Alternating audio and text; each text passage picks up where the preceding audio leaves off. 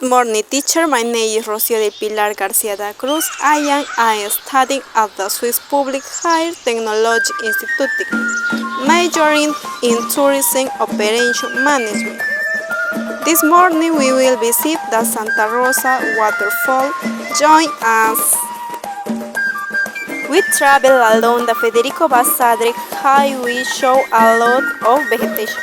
And after a long journey, we meet a stop at the Piri Piri chocolate shop, tasting artisanal chocolate and took pictures.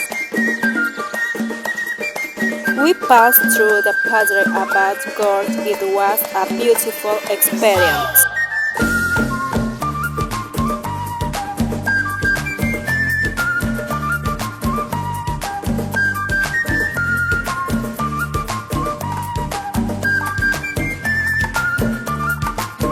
After a 15-minute walk, we arrived at the waterfall.